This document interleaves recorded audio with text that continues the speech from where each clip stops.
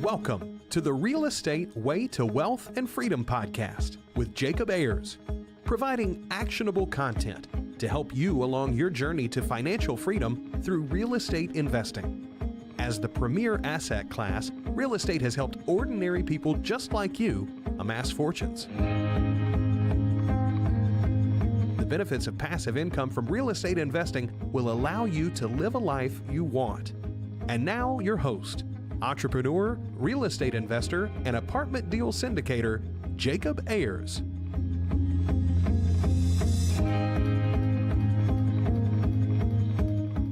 Hi, and welcome to the Real Estate Way to Wealth and Freedom podcast, episode 190. Hi, I'm your host, Jacob Ayers. Thanks so much for tuning in to yet another episode. Well, this week, I'm excited to bring back on the show our guest, Mark Willis. Mark last aired on the podcast in episode 97, so almost 100 episodes ago. I figure it's time to bring Mark back on the show and dive deeper into some of those subjects we talked about. One of those being investing in yourself, using yourself as your own bank, using a whole term life insurance policy. This is a pretty new strategy to a lot of people, one that's new to me as well, but I find it really interesting. So I'm excited to share with you this episode. Well, without further ado, let's bring on Mark.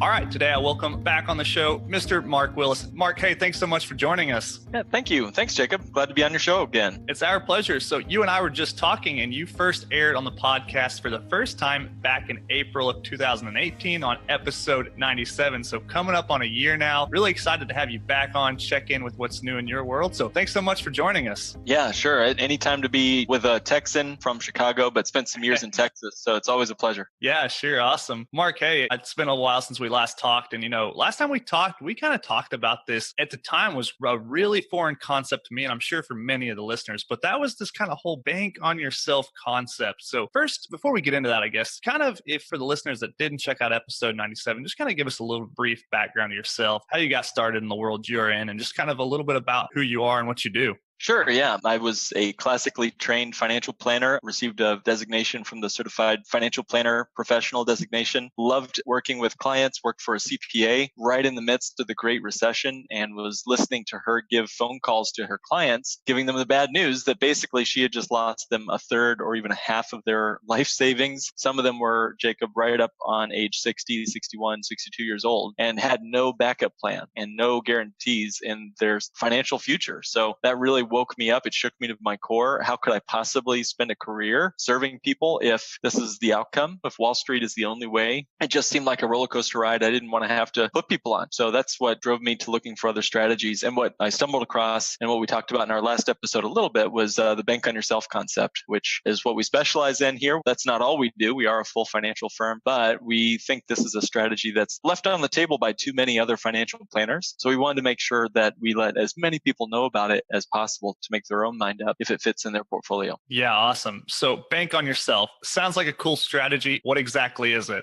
Well, think about it this way. We're already in the banking business, Jacob, and all of our listeners too. We're already in the banking industry. We're just sitting on the wrong side of the table. The banks typically control much of the money flow in our economy. They have this great game that they've figured out where if I go into a bank and deposit $1,000, I might get 0.01% on that money. And they're not just leaving it in the vault at their bank. I mean, let's be honest, Jacob, they're loaning it to the guy behind me in line for 10% or higher, which is like a bajillion times return. They're not even using their own money. That's a financial term, bajillion, by the way. So they're not even using their own money. And they're making just crazy profits. And to make matters worse, they still needed the bailout. Okay? How is that possible? How could a company run themselves so badly? If I was selling hammers or if I was selling chairs and I had those kind of margins and I still couldn't run a profit and I still needed a taxpayer bailout, something's up there. They are already figured out how they can make mega money and then have this insurance policy called taxpayer bailouts to come come rescue us whenever we get into trouble. So what if you could excuse yourself from that whole scenario? What if you could wake up from the banker's matrix and become your own banker instead? That's the real power of this concept. Now, we use the tool in the real world. You got to have tools to enact a concept like this or a strategy. You need tools to do it, right? Yeah. But we use dividend paying whole life insurance, and it's a modernized form of whole life, not the kind Dave Ramsey or Susie Orman talks about, but a kind that really plows a lot of money into the cash value on day one. And you can use it as a financial management tool right on day one. You can use it for, oh, heck, anything, your cars, your vacations. But I think we talked last time a little bit about how this might fit into the real estate world, where you're using your own line of credit to yourself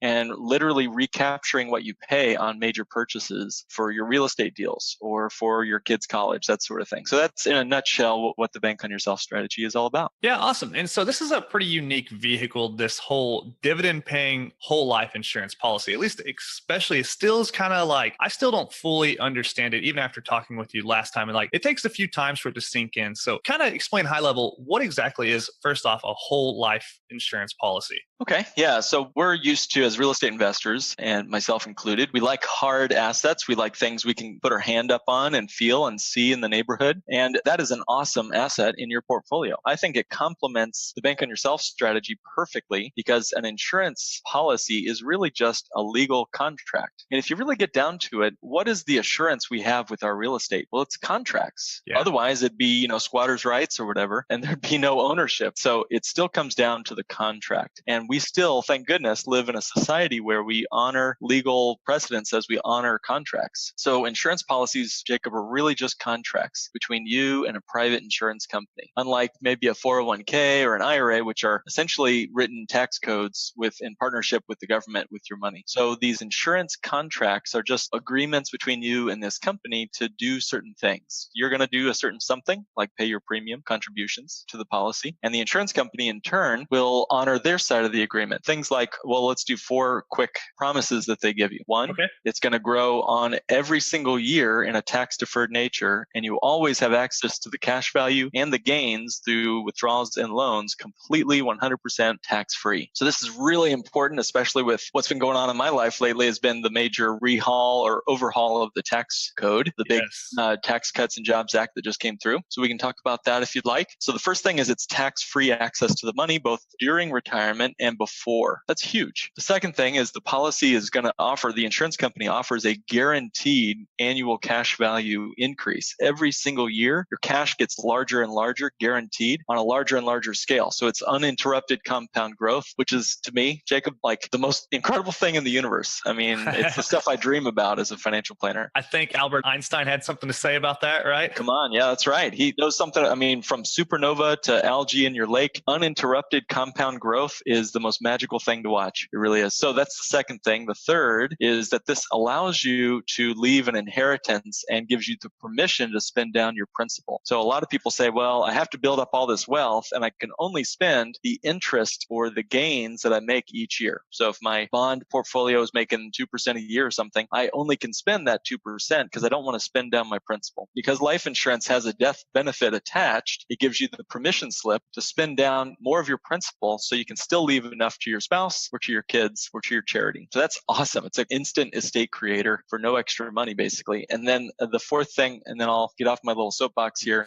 No, I like it. Is that it becomes a source of financing for you. You become your own source of financing. So it creates for you this permanent line of credit that you always have access to. The insurance company bakes that promise of a line of credit on your policy into the policy from day one, and they cannot rescind that. They can't take it away. So even when banks stop lending, which will happen again someday during the next recession, who do you think is going to take up market share? Is it going to be the people who had all this money wrapped up in their HELOCs or all these loans on their mortgages or other lines of credit? Or will it be the people who are basically, in essence, banking on themselves and had a permanent line of credit on their policy to get access to that money even during tough times? So those are the 4 things that I guess we could wrap around the Bank on Yourself idea. Yeah, it's a really unique strategy there. And what I kind of like about it is you're kind of taking back that control, or at least kind of bringing it in your own wheelhouse. I mean, yeah, sure, you've got a contract with another life insurance company, but that's something that you've got control of. And that's, I think, one of the fundamental underlying principles that most real estate investors value is having that control. Like you said, being able to go out and touch their asset and paint it and fix it up or do whatever. So I'd find that to be a very valuable construct myself. So you kind of say that it pairs well with real estate investing, and that is you can take these loans or withdrawals from yourself and go and reinvest those, right? Is that what you're kind of mirroring up there? Correct. Yeah. So if you've got a big pile of money in your policy, you can use that for small purchases or big purchases. Small as paying for your property taxes, let's say each year. Use your policy instead of just paying cash. Or as large as buying a whole multifamily unit, apartment buildings, and going at it with your policy rather than having to rely on another bank. The value there, and this is so important, maybe the most important part of the contract. The most important thing here to keep in mind when you're looking for one of these policies is to make sure that the advisor engineered it correctly. One of those specific things you need to look for is, did it have non-direct recognition loans? And this is the kind of loan that lets you keep earning the same dividend even when you borrow against that money. So again, it's uninterrupted compound growth. Even when I touch the money, if I grab $100,000 or $500,000, we had a client the other day, he called us up for a $500,000 loan out of his life insurance policy to go pay cash for some at closing for some real estate. This year, he's still going to get the full dividend even on the $500,000 that he pulled out of his policy. And then he also gets the real estate appreciation and rent money too. It's a great combination. Really interesting. So let's kind of run through a simple scenario here, Mark. I'm sure a lot of people out there are thinking, hey, I'm 20 or 25 or 30 years old. I don't have a lot of money right now to go contribute to a life insurance policy that I would think would make a difference, right? So let's say you can only contribute, say, $500 a month to a life insurance policy. What kind of benefits could you see from that style, that magnitude of contribution? Yeah, remember, even at $500 a month, if your money's going somewhere, ask yourself, what do I want my money to do for me? If you were to put it in a hedge fund, it'll act different than if you put it in a savings account or a stock brokerage account or a 401k or a life insurance policy. So if you have even $500 a month, you can do one of these policies. Obviously, the more you put in, the more you get to grow and work for it in your favor. But even in the first month, you would have some cash value you could access for something. So let's take, for example, HOA specials, or let's take, for example, you're saving $500 a month in your policy for next year's property tax or this upcoming repair that you know is going to take a couple grand. You could take care of that repair in the first year with your policy. So things like that, Jacob. Is that kind of what you're getting at? Yeah, sure. So essentially what I was asking is, can somebody with a limited budget still play with this vehicle, or is it kind of for high net worth individuals or who are going to go contribute $100, $500, $1 million into it right off the bat? Yeah, my experience has been certainly we'd want to sit down and listen carefully to what the individual's needs are. If they were unable to live within their means or could not save money, we wouldn't recommend this strategy. We'd work on more basic things like budgeting and kind of living within your means first. If, however, you do have some extra money at the end of the month and you want to put it away, small or large, it can work. What you do is you just simply work with an advisor, make sure that the advisor is a bank on yourself authorized advisor so that they engineer the policy correctly, and then look it over, talk it over with them, and decide for yourself if it's going to be of benefit to you or not. Yeah, sure. Okay. So what recent changes with the Tax Cuts and Jobs Act has affected this type of vehicle, if any? Yeah, it's really smart and timely question. So life insurance has a fascinating history, and I won't bore you to death with the details, Jacob, but for someone who is just getting into this, you don't have to like life insurance companies. You don't have to love them, maybe as much as some of us financial planners might love life insurance companies. You just have to like the insurance company just a little bit more than you like the IRS. And what I mean by that, that's a pretty low bar, right? yeah. So that does set the bar pretty low. So let's think about the history of life insurance just for quickly now. Okay. It actually, life insurance in this country actually predates the U.S. Constitution. Whole life insurance has been around for over 200 years, and we've had the ability to enjoy some of the tax benefits of life insurance that we have today because every time Congress institutes a tax code change, they grandfather in the benefits and advantages of life insurance from the previous tax code. So most people don't realize that we didn't even have an income tax in this country before 1913. Now, life insurance, whole life insurance, the way we talk about it, has been around for well before that, generations. So a couple of things that life insurance does have is that you get tax-free access to the money through either loans, which are not considered income by the IRS, a tax-free death benefit, of course. You can have tax-deferred accumulation. So a lot of people don't realize that when you put money in a CD CD or a savings account, Jacob, you're going to get taxed every single year, whether you touch that money or not. It's getting taxed because it's where your money is living, is a taxable environment. But a life insurance policy can grow forever and never get taxed. And then you can take the money out tax-free. That's a few bits and pieces. And all of that was preserved when we went through the recent tax reform of 2017, 2018. A couple other quick things you might just keep in mind. Life insurance income, as you take the money out, if you took the money out of the policy, let's say in retirement, it's one of the only places you can take money, Roth IRAs being another, where it does not count against your modified adjusted gross income or any kind of provisional income. So in other words, you can take six figures out of your policy this year. We've got clients doing that, and they're reporting $0 on their tax return. And that gives them better, I don't want to say access to, but it keeps their Social Security from being taxed as well. And more importantly, I think, because of the nature of it, Medicare premiums don't go up because we're not showing any earned income in retirement. Most people don't realize this, Jacob, but if all of our real estate is successful and we're taking a bunch of rent money from folks even through our retirement years, that rent money or those REIT dividends are all reportable income to the IRS, and that causes the IRS to tax our Social Security benefits up to 85% of what we would have received, which is, I think, just bananas, crazy. Sounds really high. Well, it's not only is it high, but didn't you and I pay a tax called Social Security throughout our working years? And now we're going to get taxed again on the same thing. Now that's supposed to be anyway, so don't get me started on that. But life insurance is one of the only things that doesn't have any kind of provisional income attached to it. So I'll hush for a few minutes. Any thoughts or questions, or want to dive deeper into any of that? No, I really like what you said there, but you would sit down with somebody and ask them, okay, what do you want your money to do for you, right? Because you can put it here and it'll do this thing. You can put it over here and it'll do this thing. And so there's all these different vehicles, and very few of these vehicles people even have a little bit of knowledge about. Like most people just stick their money in a 401k that's sponsored by their employer, and that's almost the gist of it. And then people kind of get a little more advanced and they'll take some money and put in an IRA, maybe a traditional or a Roth IRA. And then some people we've talked about recently on the show will do solo 401ks for the entrepreneurs out there and for the people that are entrepreneurs rather than employees. That's a good strategy, but this is a whole new investment and it's got its other pros and cons. So I really like what you're talking about there, just by identifying what do you want your money to do for you, and then from there placing it where it makes sense. So this is a really cool investment vehicle that not many people are aware of, at least in my circle anyway. So I'm sure, in your world, this is everything. So really cool to just kind of go through those things. Oh, exactly. It's important to literally write yourself a note, ask yourself this question. Hey, if I was Pope of money for the day, what would the perfect financial instrument be? What could I just create if I could just wave a magic wand to create this brand new financial vehicle? I love taking the labels off of things first and determining the function. So what is the function of a solo 401k? What is the function of a Roth IRA? Again, what do we want our money to do for us? Function before label, I think, is very helpful for when you're trying to do some planning. And that's what a good certified financial planner or other financial advisor should be able to walk you through to help you brainstorm. What do you want your money to do for you?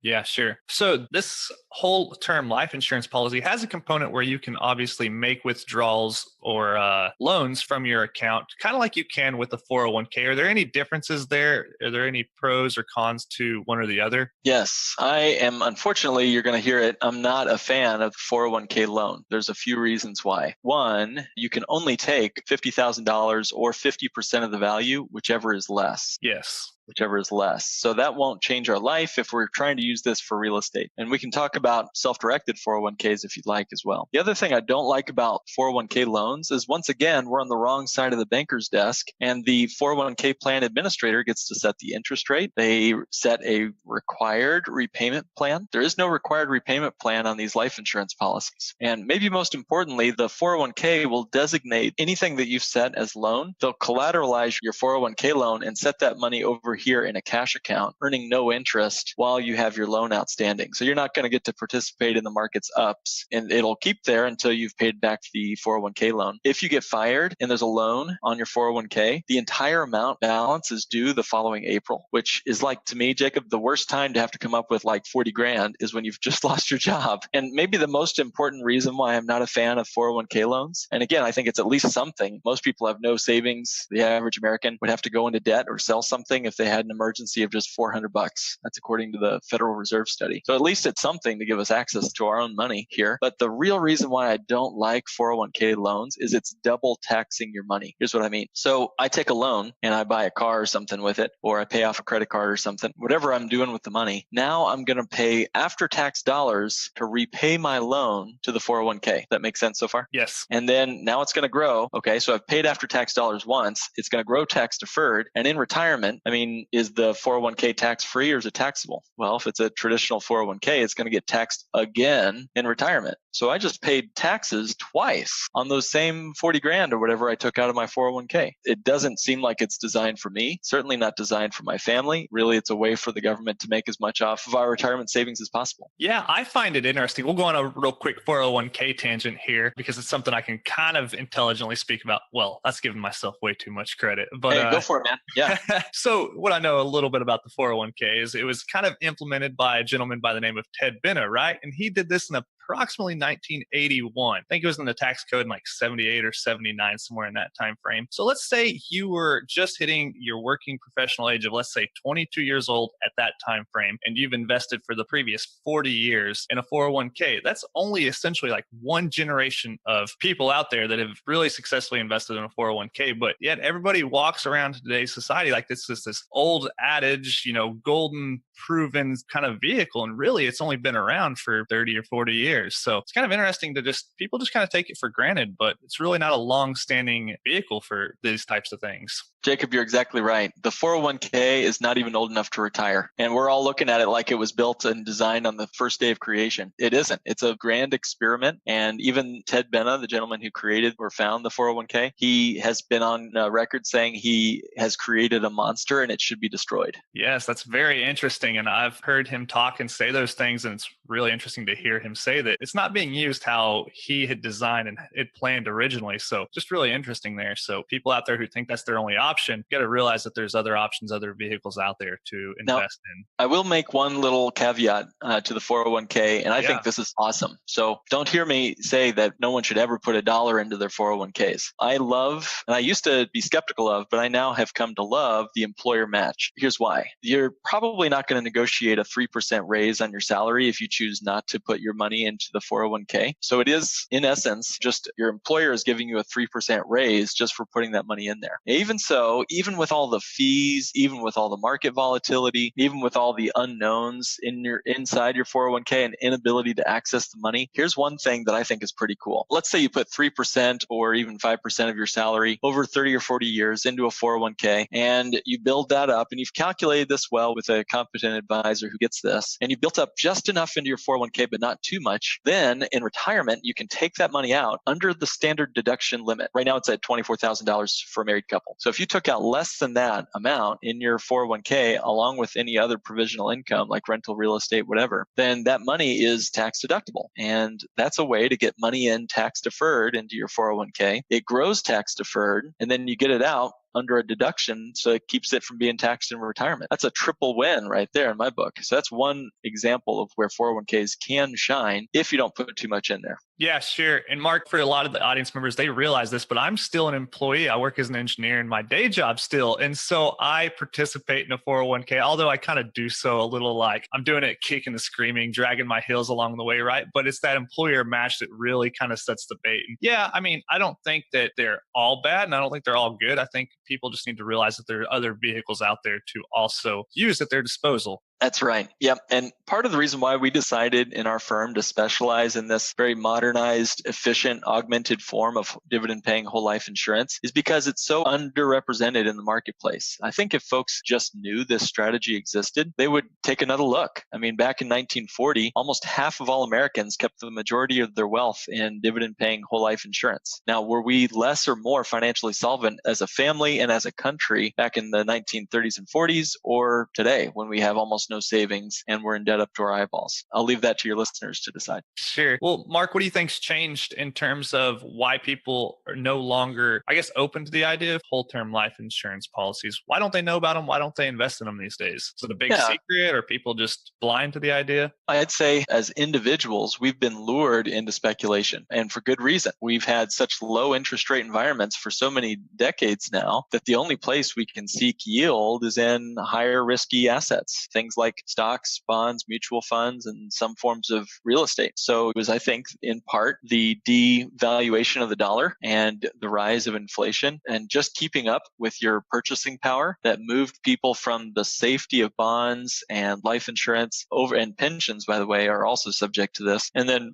moving them over to more speculative stuff. We went from a nation of savers to a nation of speculators, and we're expected to somehow know the 40 or 50 stocks in our portfolio and keep a day job and take care of the kids. It's just we're not all Warren Buffett, at least most people. Yes, that's good. And I think a point to bring up that you kind of touch on there is, you kind of brought it up a little bit earlier, but we talk about market volatility, and some of that is volatility on the investor's behalf, right? You think you can go in and adjust your portfolio or pick those better stocks or whatever. Well, with this whole term life insurance policy, there's nothing to pick and change and have to continue to do market research and rebalance your portfolio every 6 months or a year. It's just kind of a set it and forget it type instrument. Yep. And it really shouldn't be left inside your policy. So one thing I'll say quickly, and then I'll bring this up, but this idea up for tax purposes, but banks are some of the biggest purchasers of these whole life policies. They last year had $162 billion, almost 25% of their overall value was wrapped up in cash value life insurance. And why would they do that if it was such a bad place to put money? Corporations actually, also Apple, Microsoft, any of the major companies you might have heard of has major key person policies on their executives, their board, and they're plowing just massive amounts of money into these things as a safe place for their capital to reside to take advantage of opportunities. So for the folks that say, well, I've never heard of this before, I can only say, look it up. Look up bank-owned life insurance. Just type that into Google, corporate-owned life insurance.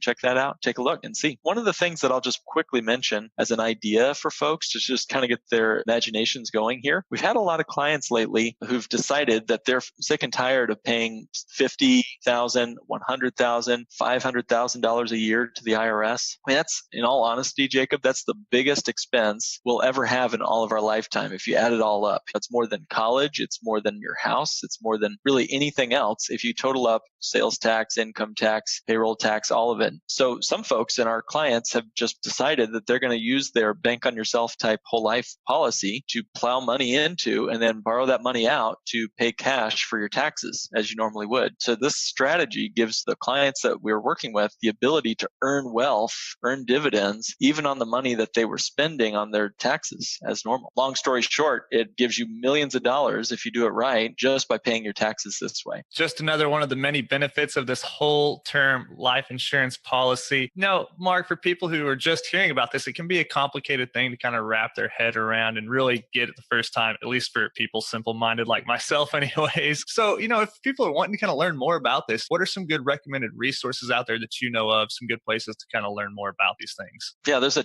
ton of bad and good information out there. Just remember, anybody with an internet connection and an opinion can put something up online. So you'd want to find somebody who had some sort of credentials. One of my favorite authors on the subject is Pamela Yellen. She wrote the New York Times best-selling book, The Bank on Yourself Revolution. You could also check out Nelson Nash. He kind of founded the strategy decades ago and has been using it for decades. His book is called Become Your Own Banker. There's plenty of YouTube and documentaries out there. I'll humbly submit our podcast as part of this. We try to do a weekly podcast on this strategy and similar strategies and try to put our best foot forward there. The name of our podcast is Not Your Average Financial Podcast. I only can hope to be as cool as Jacob someday with your podcast, but we're trying to get. I'm sure you've surely surpassed that bar.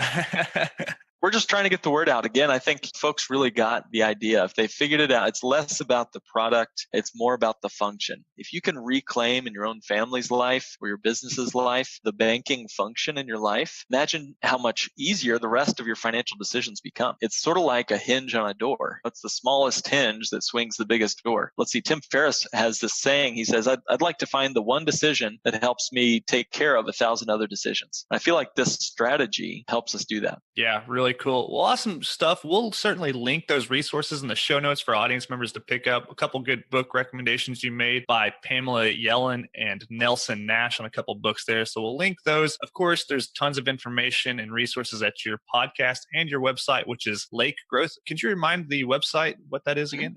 Yeah, our financial firm's name is Lake Growth Financial Services. We're here in Chicago. You could Google us there. You can find more of our content we're creating on our podcast website, which is notyouraverageFinancialPodcast.com. We tried to make the name as short as possible, Jacob. Yeah, I didn't do that. The Real Estate Way to Wealth and Freedom is like 2 sentences long. So yeah, certainly. Well, hey, Mark, it's been a lot of fun having you back on, kind of talking about this whole bank on yourself concept. It's not something that's very well talked about, at least in the real estate investing community. We kind of tend to get in the weeds of things, and management companies this and tax that, leases this and things. So yeah, it's kind of good to kind of back up, kind of get a higher level of really what you're doing with your money, how you're managing it, and ultimately, kind of taking control, taking that back in your wheelhouse and being your own bank. So I love that. Now, you've been up to some other new stuff. So, I should have kind of gotten this at the beginning of the podcast, but tell us what's new in your world and your life. I know you're always up to new and cool things. Yeah, well, we just published a book. It was an Amazon best-selling book co-authored with a gentleman named Danny Stock. Danny helps run a mastermind group for e-commerce sellers. Jacob, I've had the privilege over the last year or so working with a little over 100 of these business owners all across the country who are doing just incredible work on the online sales space, whether it's e-commerce,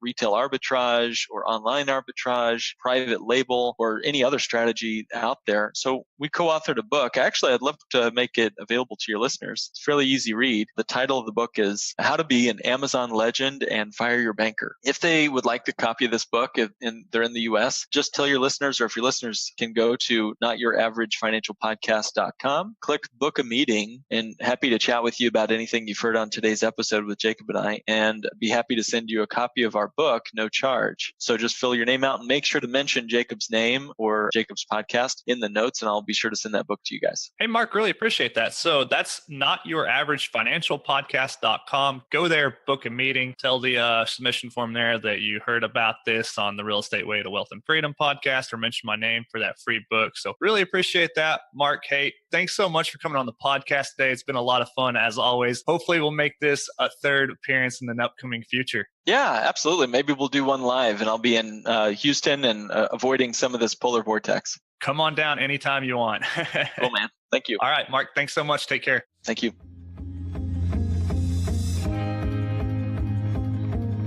All right, that wraps up this week's episode with our guest, Mark Willis. Hey, I really appreciate you taking the time to listen to this episode. I hope it provided a lot of value to you. I know this is probably a new subject for many people out there, so if you want to learn more about anything we mentioned during the show, you can find all of those resources in the show notes, along with Mark's contact information, his website, and all of that good stuff. So, well, hey, without further ado, let's wrap up this episode. As always, you know where to find me, www.jacobayers.com. Till next week, engineer the lifestyle you want. You've been listening to the Real Estate Way to Wealth and Freedom podcast, providing you actionable content to build your real estate empire. Nothing on this show should be considered specific, personal, or professional advice. Please consult an appropriate tax, legal, real estate, financial, or business professional for personal advice. The opinions of guests are their own. Information is not guaranteed. All investment strategies have a potential for profit or loss. The host is operating on behalf of the Real Estate Way to Wealth and Freedom, LLC, exclusively.